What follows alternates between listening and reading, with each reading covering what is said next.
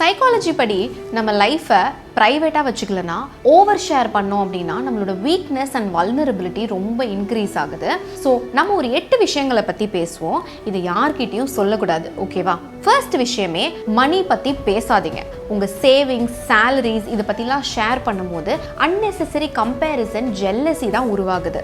Future பிளான்ஸ்லாம் சீக்ரெட்டாகவே இருக்கட்டும். ஒரு கோலை சொல்லிட்டீங்கன்னா பிரெயின் உடனே அதை அச்சீவ் பண்ண மாதிரி நினச்சிருமா. ஸோ சைலண்ட்டாக ஒர்க் பண்ணுங்க, ரிசல்ட்ஸ் பேசட்டும். குட் டீட்ஸை பிராக் பண்ணாதீங்க.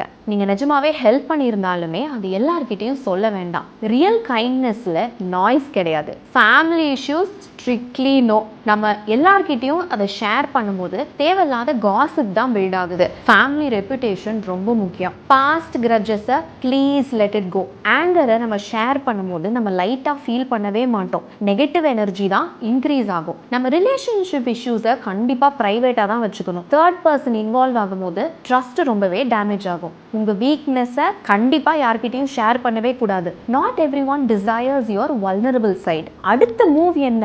கண்டிப்பாக அது சர்ப்ரைஸாகவே இருக்கட்டும். எந்த ஒரு விஷயத்தையும் சொல்லாமல் செஞ்சாதான் அதோட இம்பேக்ட் ஜாஸ்தி ஆகும். ஸோ இந்த 8 விஷயங்களையுமே நீங்கள் சீக்ரெட்டாக வச்சுக்க போகிறீங்க அப்படின்னா சீக்ரெட்டுன்னு கமெண்ட் பண்ணுங்கள். இந்த வீடியோவுமே ஷேர் பண்ணக்கூடாதுன்னு இல்லைல்ல, கண்டிப்பாக அதை ஷேர் பண்ணுங்கள். இது சீக்ரெட்டாக இருக்க வேண்டாம், எல்லாருக்கும் தெரியட்டும்.